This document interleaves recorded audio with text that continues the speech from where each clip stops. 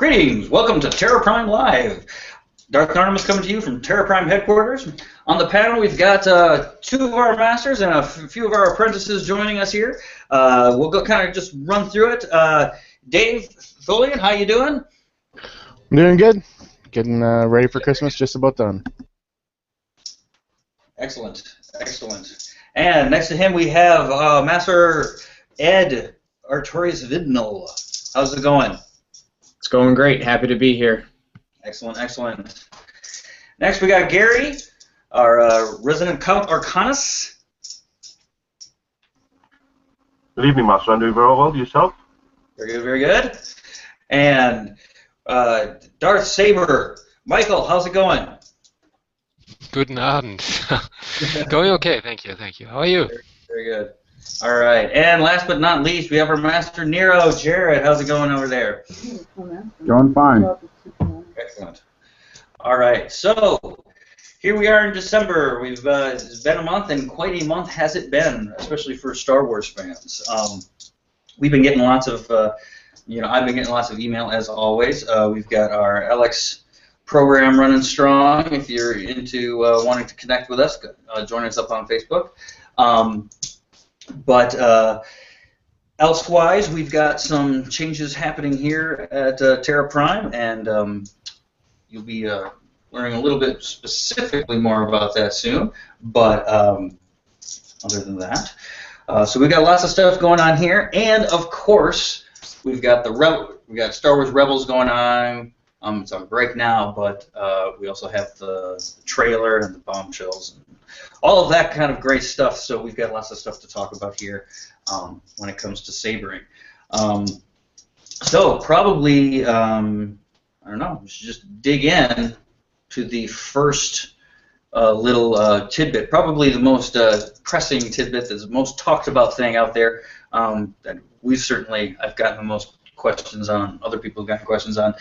In the new Star Wars trailer, we've got lots of cool stuff in that one. Trailer came out, everybody's talking about it, and everybody's talking about, of course, the crossguard lightsaber, right? The Claymore lightsaber or what have you. And of course, well, we're going to have to weigh in on that one. We've been discussing it on our forums on Facebook and stuff. Kind of going here. We got a couple of examples. Why don't we just kind of run through here and let me see what the consensus is here, or what the varying opinions are on any of this. Why don't we start? With the masters here? Ed, crossguard, the lightsaber crossguard in the trailer. First of all, crossguards aren't my thing personally, but from knowledge of their use from other people, the thing that I noticed, and I watched that trailer, I lost count, probably half the times on YouTube are me.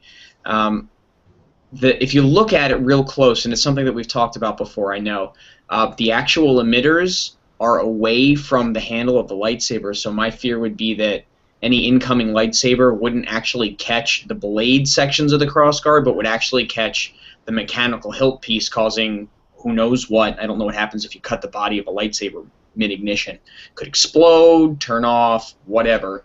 That would be my biggest fear if I were using the weapon. Obviously, if I were fighting against someone, I'd be trying to exploit that. I'd be locking sabers and trying to run my blade straight down into that to see if I could cut through it, depending upon what it's made out of. That's my quick sense.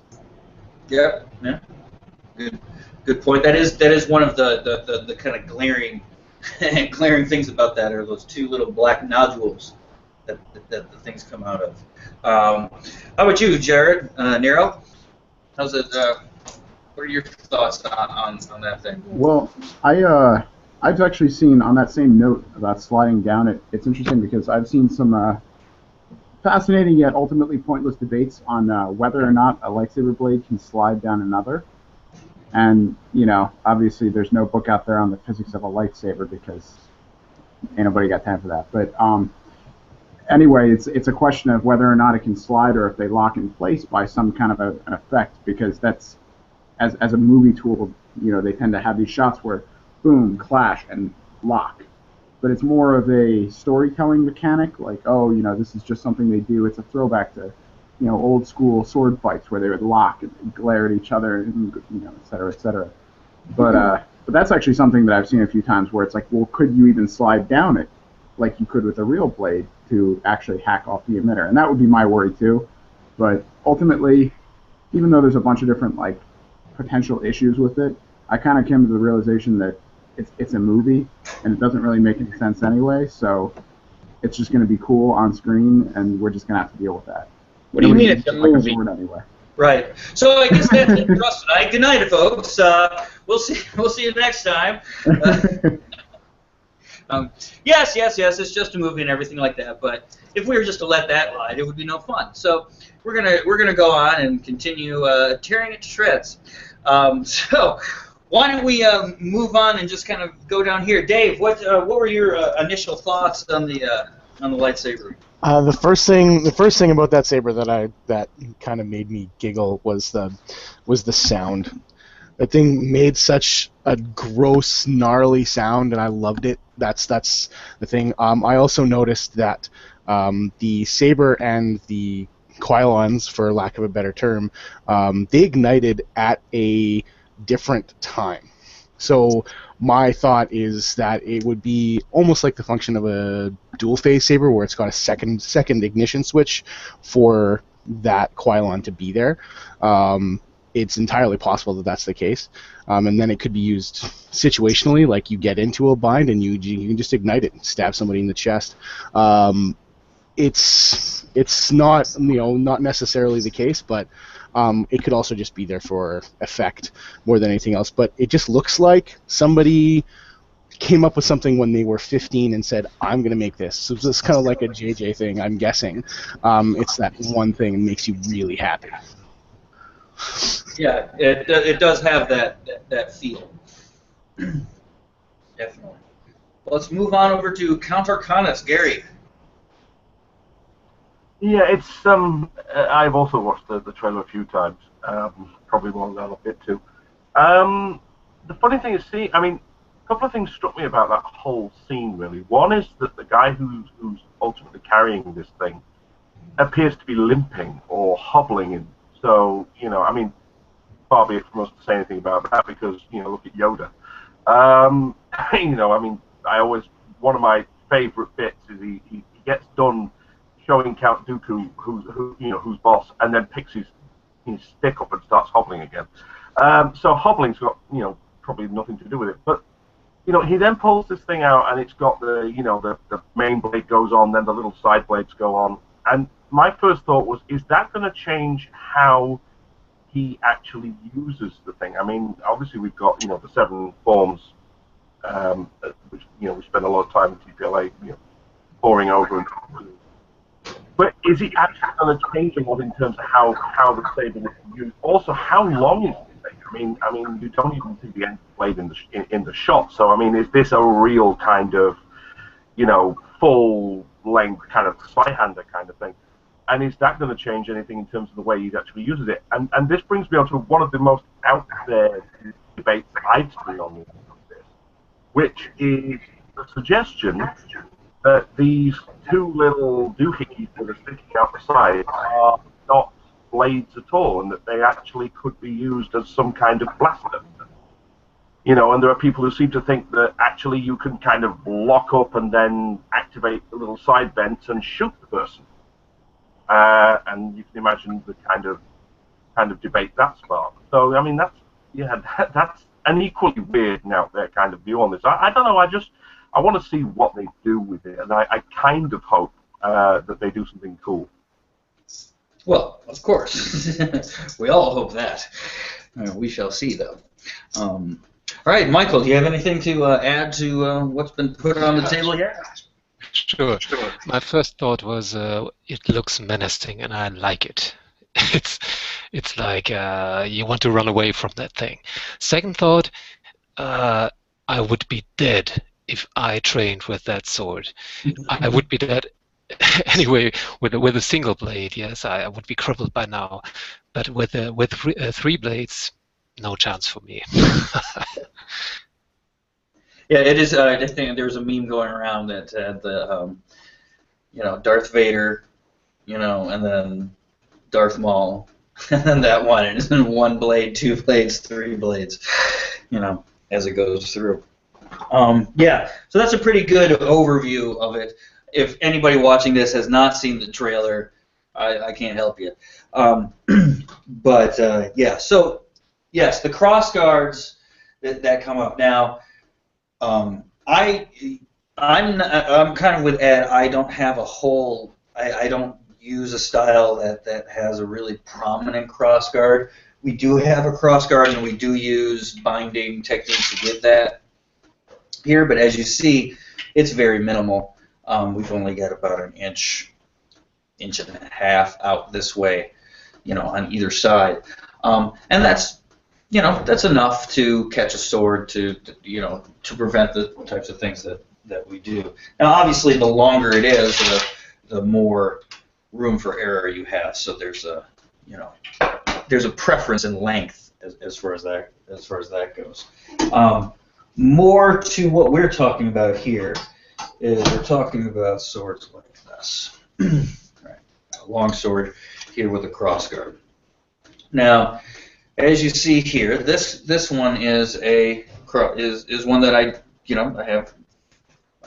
do fight with it, and obviously it's all marred up here and everything. So it's a functional sword and everything. I use it often, and the crossguard here, while wide, is not overly big. Right. So on the other hand, I don't notice any added protection from the added length versus my Chinese sword there. My first thought about the saber in the trailer is that crossguard is enormously long. This is the longest crossguard I have. I was showing this to the guys earlier. It's about 11 inches from tip to tip. Right? And now, as you're manipulating the sword around and going into guards and everything like that, you are, obviously moving this around because this will get in the way. I can't go 360 degrees if I had my sword like this because the crossguard is going to hit. Now, many people have said on YouTube and stuff like that it's ridiculous to think that you would injure yourself if the crossguard were two blades like that because you'd never hit yourself. And the idea that you'll hurt yourself with this crossguard if they were blades, if they were lightsaber blades, is a little different than hurting yourself with this.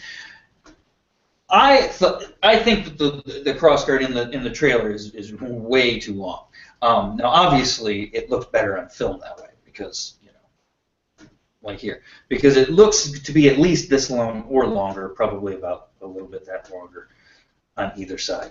And as if I use this here, this will tend to rub right here on my wrist. Okay, I sometimes play with people who do German longsword and other HEMA stuff, and some of them do not like using these swords because the crossguard is too long for them.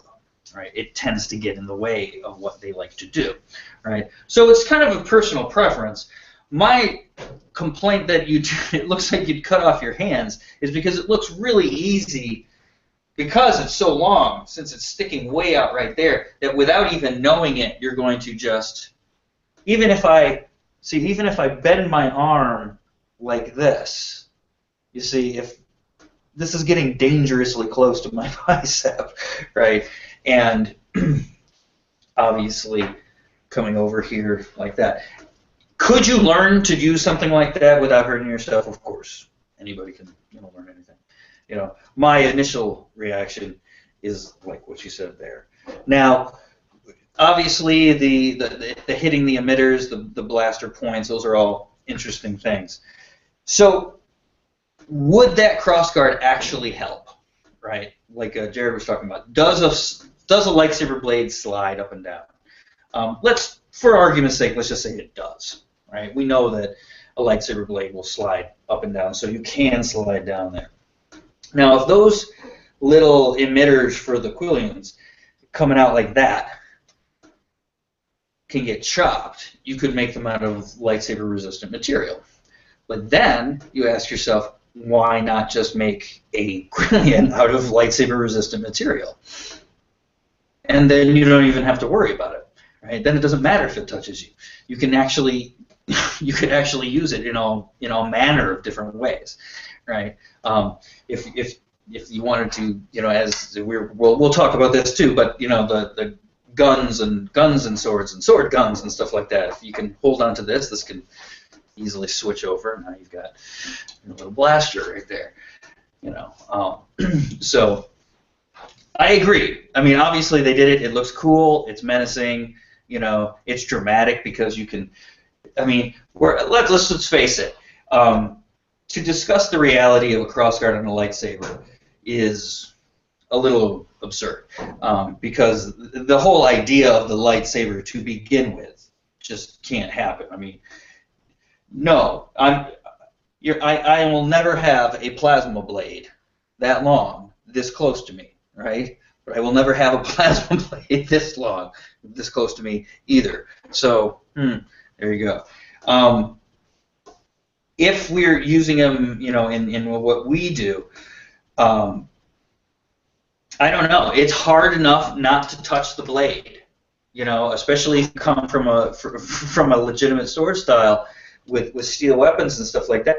We're grabbing the blade all the time, right? And we let it rest up against us. We use our body to push things and move and even turn these things around and hit and everything like that. And not being able to do that, having one of these, and then all of a sudden, part of your weapon that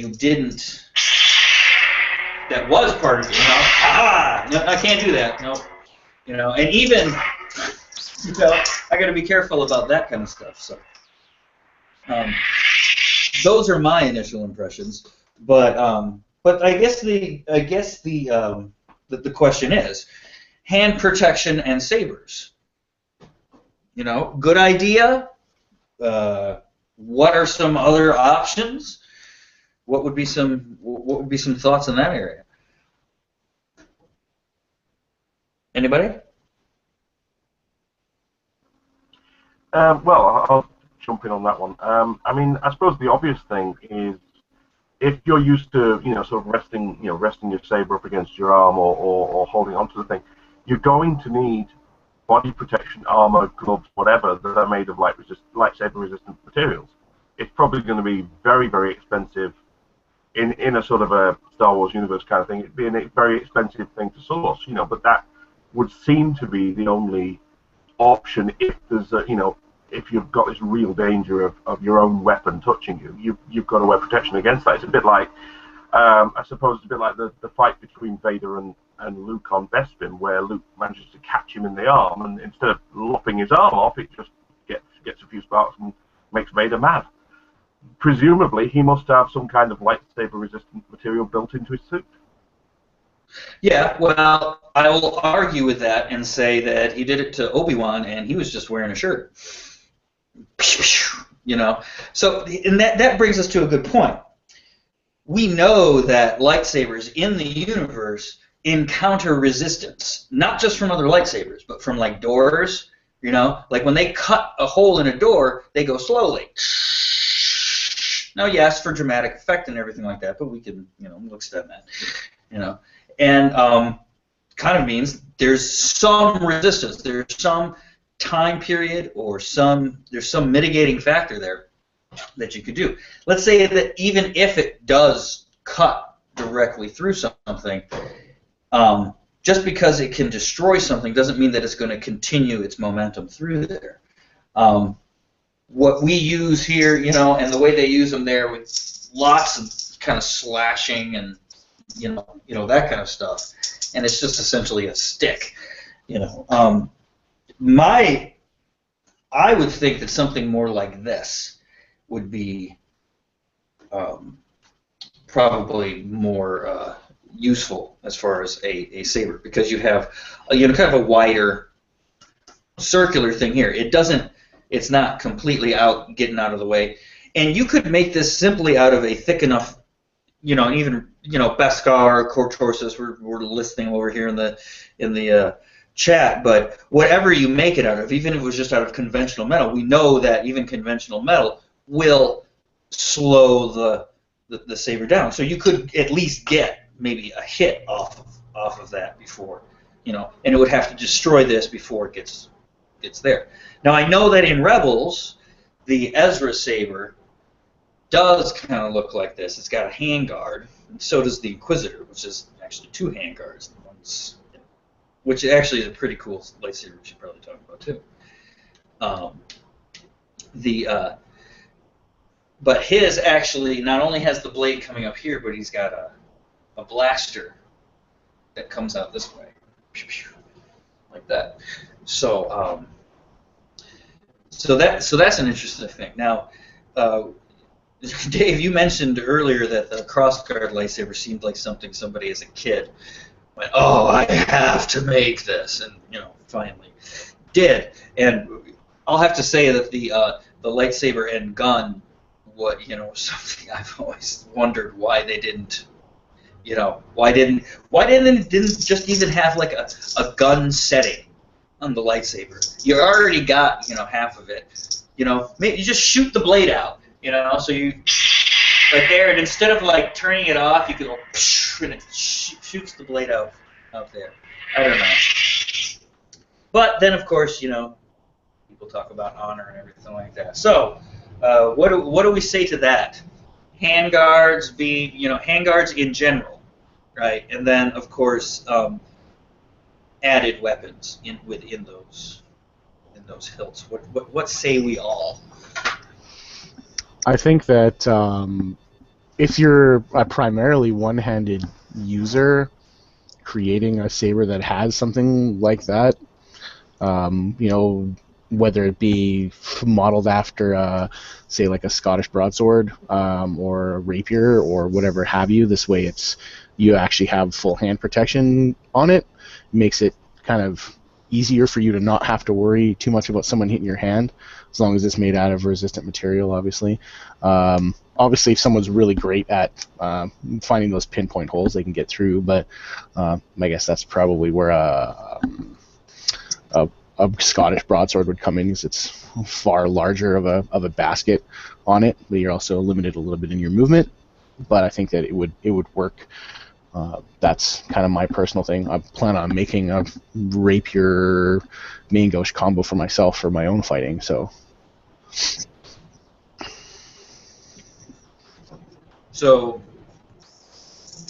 yes with the handguards. So yes, that is mine is a yes. I think that if you're using a primarily one-handed style, or even dual wielding, obviously where you're one-handed, that it would be good. It would be useful. Okay. Yep. Definitely useful. If we're looking for full coverage, what's more useful, a handguard or a glove? I kind of like the idea of a glove, honestly. The handguard is a great idea. I actually think it's really cool, just because I do like that rapier style. I'm the same way. I really do want to make one of those sometime. But the idea of a glove is actually pretty cool. But of course, you're talking about more material too.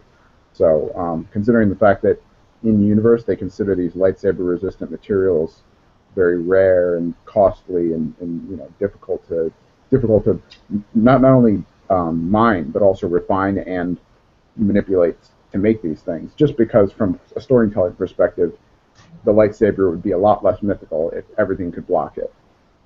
So you understand why they kind of have to go and put restrictions on it. But I think I like the idea of, like, for instance, Ed and I always talk about Mandalorian crush gaunts. The Mandalorians have the Beskar, which is makes up their armor, which is lightsaber resistant, and they have crush gaunts, which are like mechanical Iron Man style gauntlets that go down and protect their arms, the lower arms and hands from lightsaber attacks, as well as give them added strength in their hands for any task, combat, anything like that.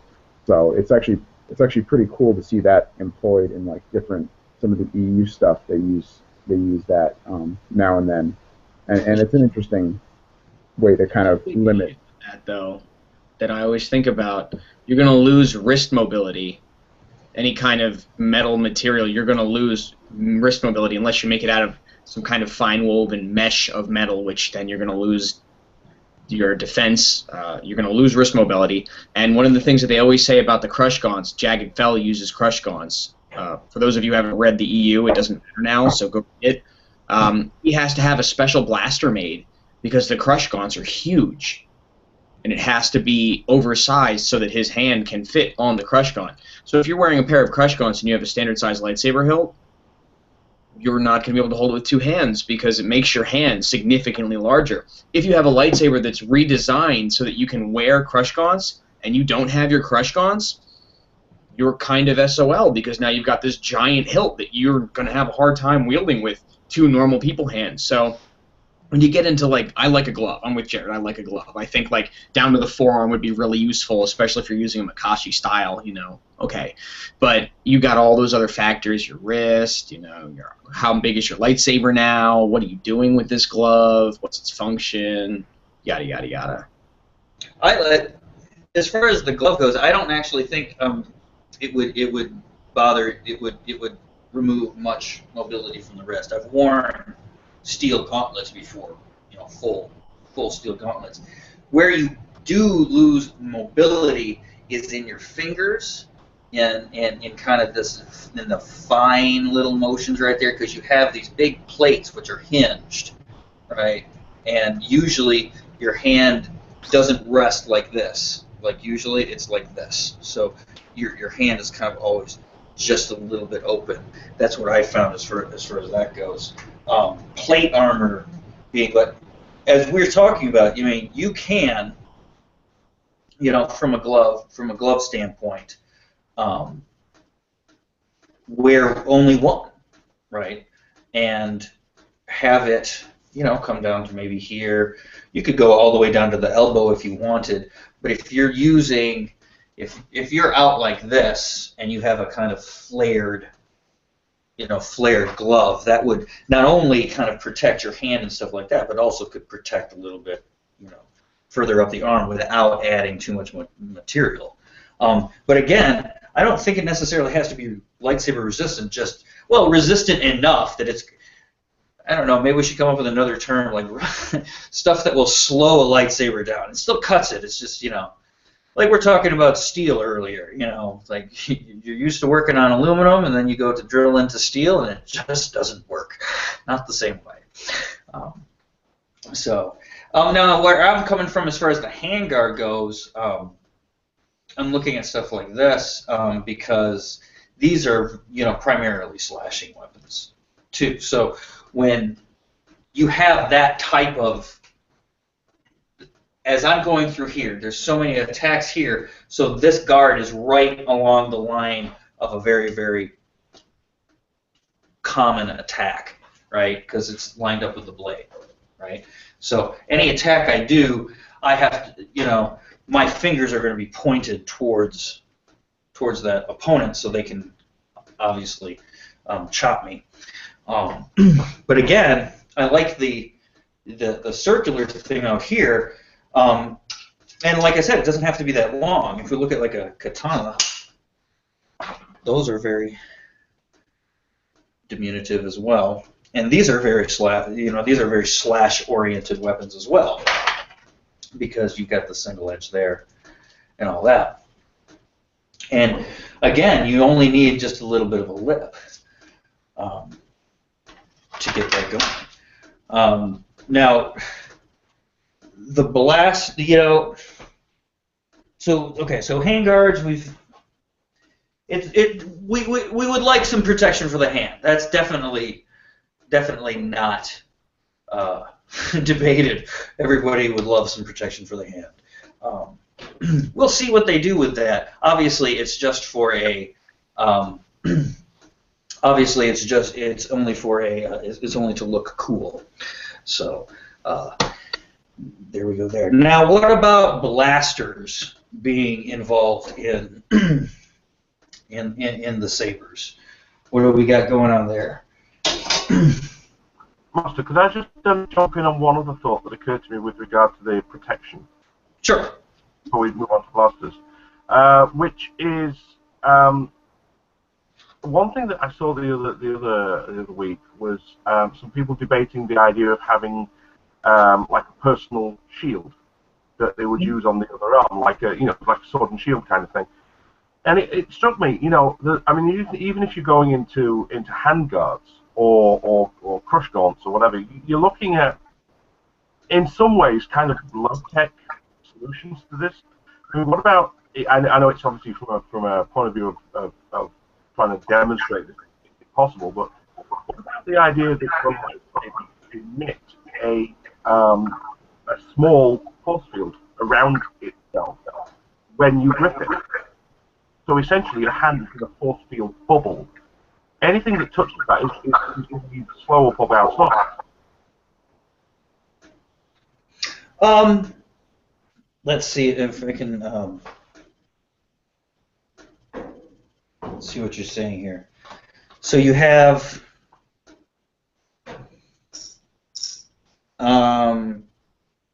like a buckler, right? Yeah, the other suggestion was that was suggested elsewhere, and I think it was an animated picture of some Mandalorians, and they had like an energy buckler on the other arm, which forms right, yeah, like an energy thing over here. Yeah. I mean, you could make a. They have ray shields, right? We know they have ray shields, and we know that lightsabers can't go through ray shields. And the droidicas have personal shield generators anyway that prevent blaster fire damaging them. My thought was, and prevent them from cutting lightsabers, or from lightsabers cutting them, right? Yeah. So yeah, you could definitely do that. If you were to put it around the lightsaber, though, I think that would be an extraordinarily bad idea, simply because we know that ray shields also hurt. So that we're right there going, yeah, every time we turn it on. A buckler, on the other hand, that would be very good, because you could go here. And actually, I'm looking into doing some shieldish buckler type stuff. I'm looking into creating a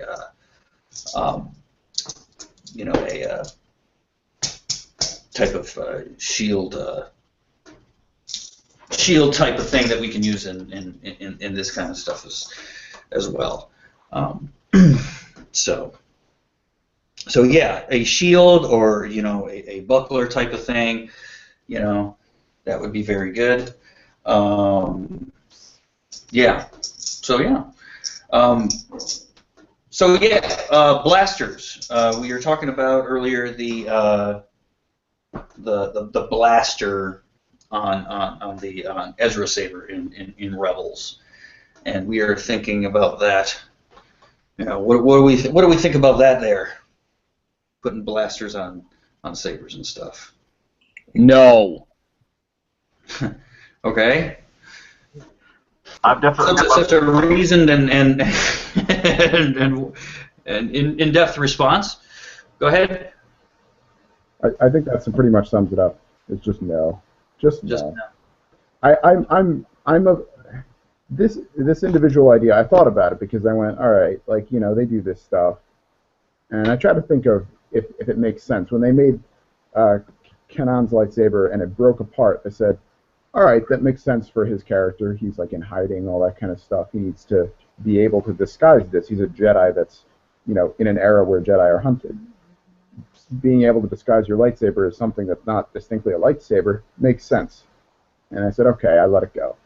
And then they came up with the Inquisitor's lightsaber, and he's comes in and his lightsaber's all spinny and stuff, and I was like, all right, that's just for the sake of coolness, I guess. Whatever, sure. And now they had a third lightsaber, and they have to add another gimmick and make it like a Swiss Army lightsaber, and I'm like, I just don't like them using gimmicks after gimmicks to try to make more merchandise and make it's like trying to add flash instead of substance. They're like, hey, look, this shoots blaster bolts and also is a lightsaber because he's a kid, and he does that, and he's a little rebel kid. I'm like, this is stupid.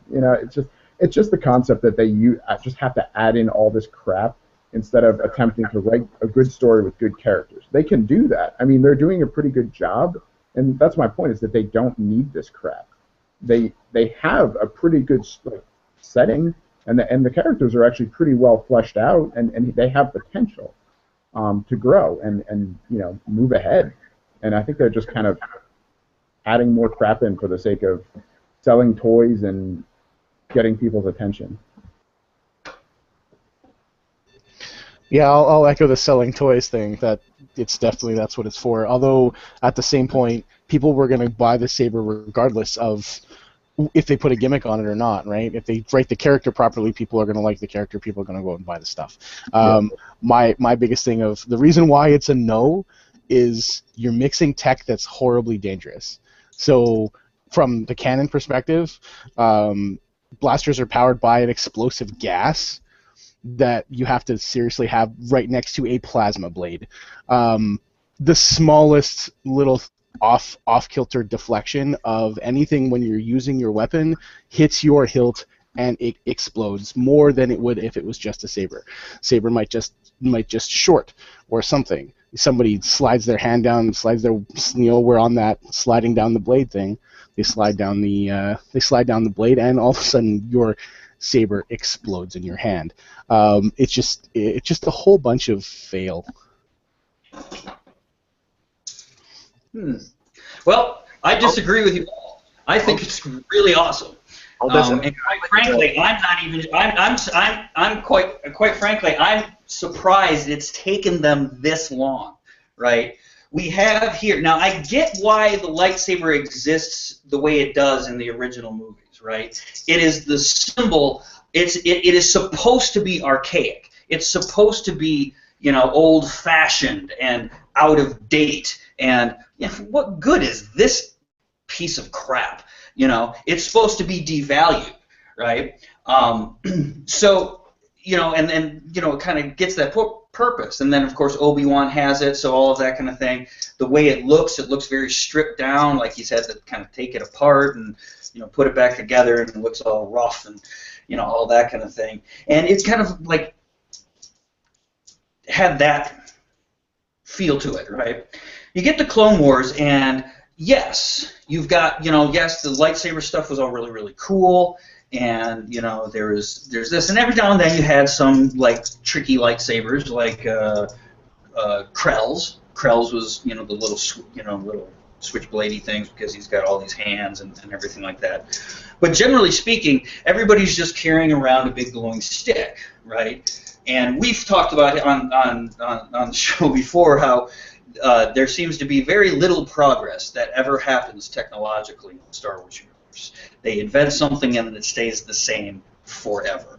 I'll tell you one thing, that when I was a kid, the first thing I did was I put a lightsaber on the Han Solo gun.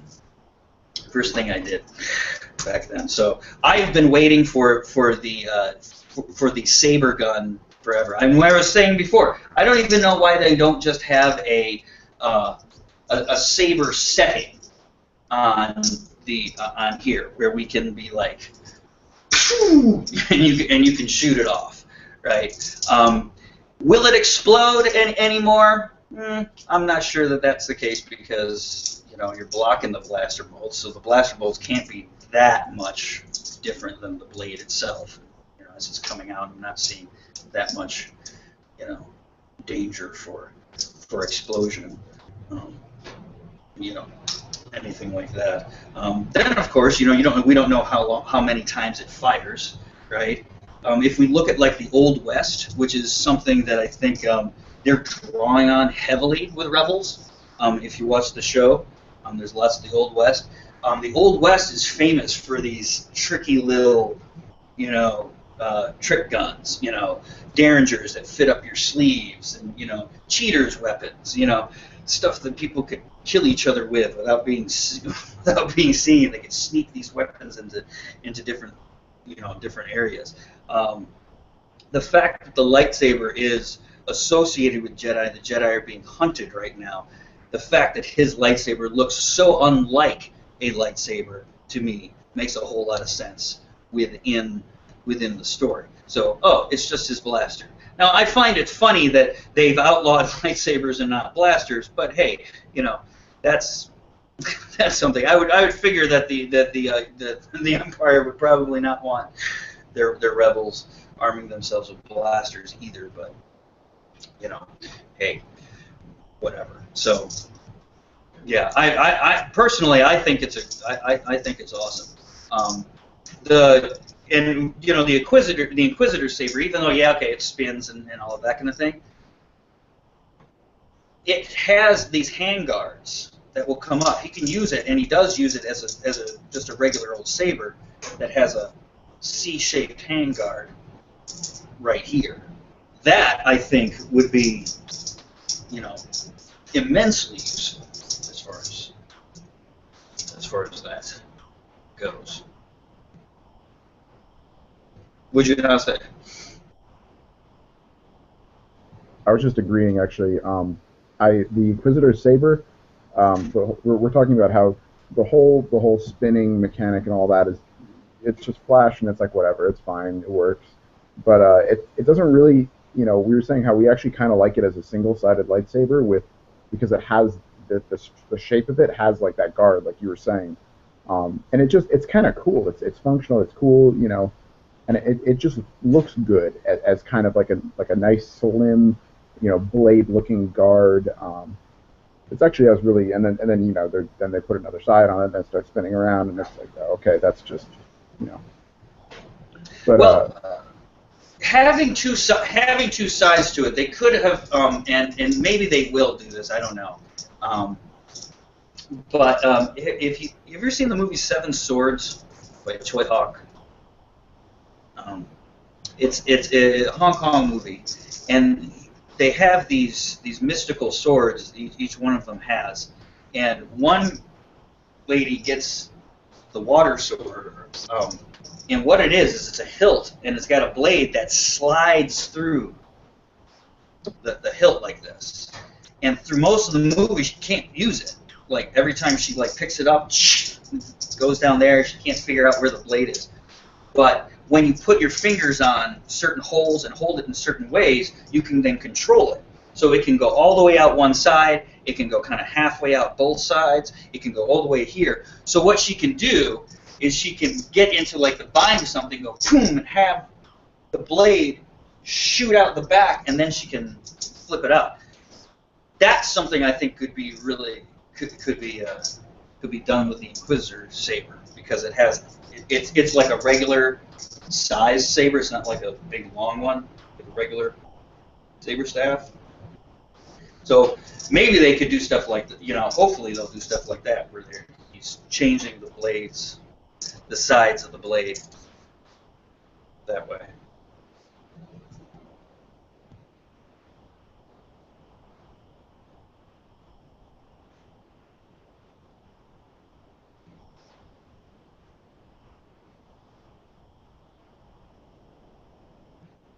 Dead air. I think we could beat this topic to death back and forth, and we're never. I don't think in the end, like, we all agree that there's useful options available to you there, but at the same time, I think it's probably because they stacked so many gimmicky things inside that show that adding one more just kind of made it a little bit frustrating. Yeah. Well, I mean, we're here to, you know. We're here to hit people. Nerd out about crap. One thing, I mean, is there? I'm sure we've all seen the Inquisitor's helicopter move. I mean, is there actually any use for that, or is that just waiting for somebody to throw a heavy object at it and bash the thing into his face? I thought this episode I saw, he was kind of using it almost like a hypnotism thing. Like he was kind of like intimidating you, like hold it out like this, and it would start spinning around, and then he'd go into other stuff with it. But I don't saw that one. I'm just wondering if there's any actual practical use for it being able to do that.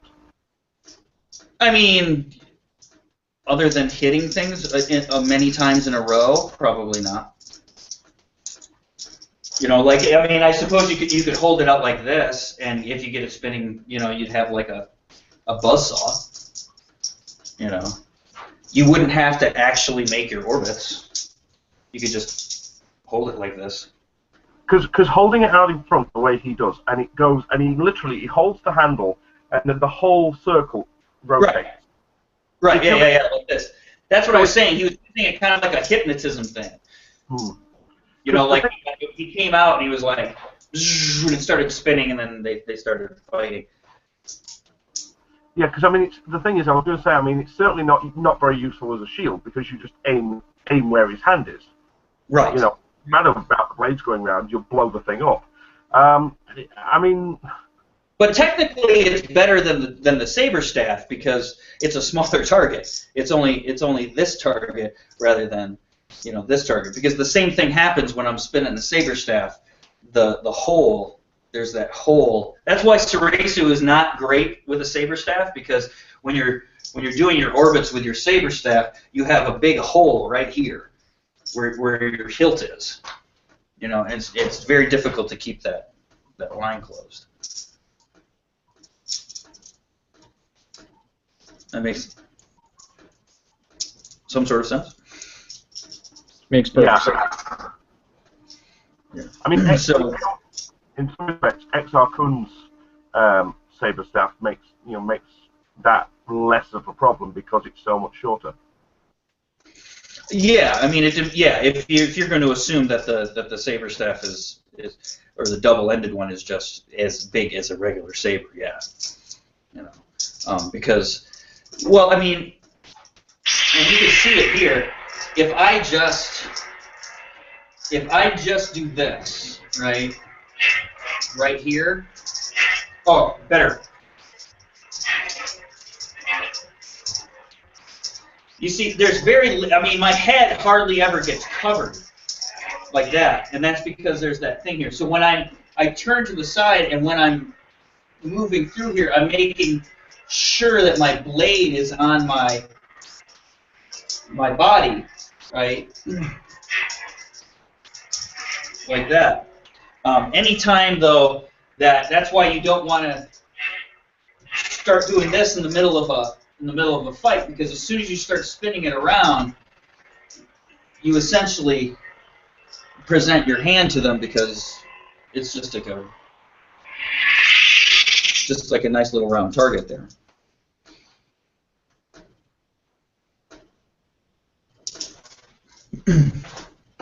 So, all right. Well, last 10 minutes or so. What are some other interesting things about the trailer that everybody picked up on, other than the saber? How about that droid? I was just going to say, somebody has to mention that droid. That would be me. That's my favorite thing. I love that soccer ball droid. I don't know. I've always been a sucker for droids, and I don't know, that little cute little guy caught my eye. Can't wait to see him or her. It's the all-terrain attack droid. What? AT-AT. Isn't it BB? The name is BB. To get it into your ship, you just give it you bend it like Beckham. Maybe not.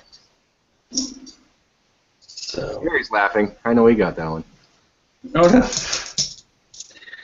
BB-8. Yeah. Yep. We'll see. It was interesting that he put that in there. It seemed like, I don't know, it didn't seem trailer worthy. It was, you know. It's talk worthy. It's something to make people think and talk. Yeah. Watch, it'll be in there for like 2 seconds. That's like, going to be the only thing you see of it. Was like they land on a planet, it rolls by, and that's it. Good enough for me.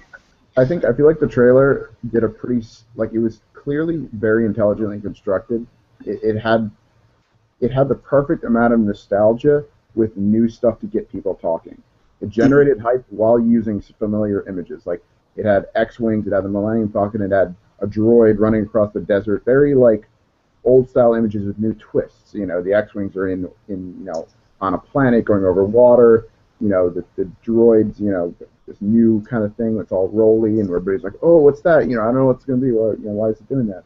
And I think it's all deliberate. They pick these iconic things. They go, what do we need in a Star Wars trailer? We need a lightsaber. We need the Millennium Falcon. We need X-wings. We need a droid. You know, like all these token things. A stormtrooper. So they showed, you know, some stormtroopers, some new stormtroopers, a character that's a stormtrooper, and we don't know what that guy's going to do, what role he plays, which, you know, and it generates that hype and that interest level, which is pretty smart. I realized that after watching it a couple times. I was picking it apart in my head. I'm going, wow, like this is very finely crafted. It seemed like just a bunch of, you know, you think about trailers and just, oh, yeah, let's throw the coolest stuff in there to get people, but it distinctly goes, well, you know this is a very popular franchise, so we're going to have to go with some of the old and some of the new. Yeah.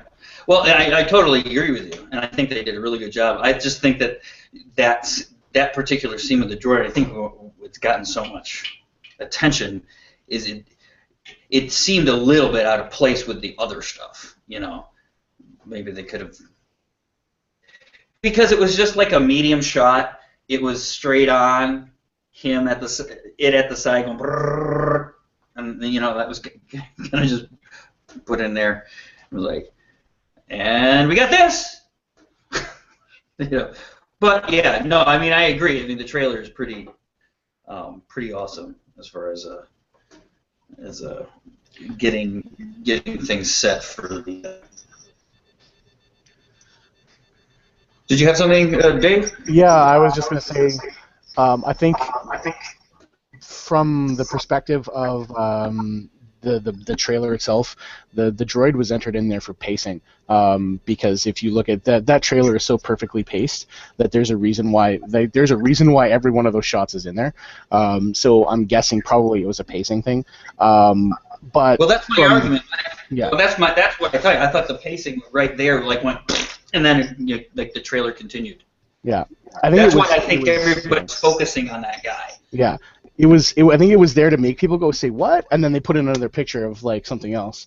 But the biggest thing I think controversy-wise, other than the cross guard, is John Boyega, the very first scene of the trailer, because it actually made people that I know, and I've seen posts from a lot of other ones, people in the 501st who are stormtroopers from their own perspective, it made them mad.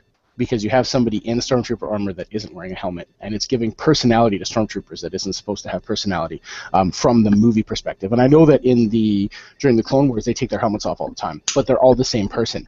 So while they have different personalities and different whatever else, their faces are all the same. When you take off into the into the future where there isn't clones, everybody's different, and you're giving them a face, and that's something that. For me, it doesn't really matter. Like, I know that it's not a big thing, but from the perspective of people who identify a lot with the stormtrooper role, it's bigger news than the crossguard ever would be. Yeah, I mean, that's kind of my initial reaction to that is that I mean. What happens when you have troopers that have masks and everything like that, they're supposed to be faceless, right? But there are movies all over the place. I mean, they did it in the original Star Wars where they had Han and Luke dress up like stormtroopers and then take their helmets off, you know. As soon as you take that helmet off, you make that juxtaposition between known and unknown and all that kind of thing. I'm not sure. I mean, it's not. It makes it sound like they showed a scene of the stormtroopers hanging out in the lounge with their smoking cigarettes and, with their helmets, off. I don't know. It sounds like that. I would imagine that he's either like on the run, and he's probably not going to be a stormtrooper through the majority of the movie. Is my guess. I would make that assumption as well. Yeah, it sounds more like, oh, maybe he just stole the armor to escape. I don't know. I think he's yeah, maybe. Yeah, conscript. Think about the entire opening phrase. Have you felt it? There's a stirring, and then he comes Yeah, out that's of the other nowhere. Andy Serkis's character who's talking during the movie or during the trailer. Those are lines from the movie. So we'll see what and he's not playing multiple characters. He's not doing just a CGI role. He's like there he is. So that will also be very interesting to see. And X-wings, that shot of the X-wings it made Yeah. me happy, because we just made that distinction of they haven't really changed tech that much. Once they make it, they don't change it. But if you actually take a look at the X-wings, the X-wings themselves are different. Like their wings are different, their alignment's different, their cockpit positioning's different. Everything it's a little bit different, and then they give the shot of the pilots, and all the pilots' uniform is completely different. And that's the internal of the cockpit's also a little bit different as well. So it's to me it's like that's that thing of you just made that distinction and like it's different and I love it. And also the square also the square antenna on the Millennium Falcon, because people have made that distinction on the internet a lot. Yeah. See, I don't think they look very different. I mean, I think they look like the difference between like a 2001 Corolla and a 2005 Corolla. You know, there's some body differences and everything. I think they're cool and everything like that. You know, but let's face it. You know, how many years passes between the Clone Wars and even Star Wars, right? And they're using exactly the same stuff. Right? I mean, their droids haven't changed. They're using the same model droids. So that's all. That was my thing. But I mean, obviously, it's more of a fantasy series than it is a sci-fi thing, so we don't usually think about that. My favorite scene of the trailer was the Millennium Falcon at the end. That's just me. My friend, the first thing that he said when I showed him the trailer was, "There's absolutely no reason why something has to fly that low and do that." When the Millennium Falcon scene came up, and I was like, "But it's a movie." It's the Millennium Falcon.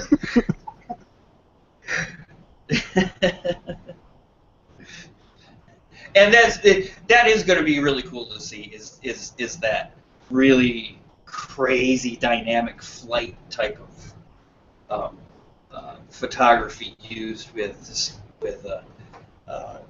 Millennium Falcon, X-wings, and TIE fighters, and all kinds of cool stuff. So that's all going to be, yeah.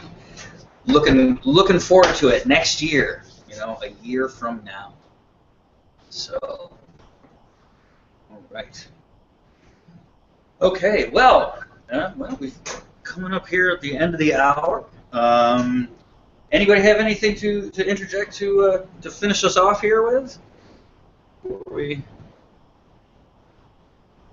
Have a happy New Year. Yes, we will see you in the new year with a new expansion.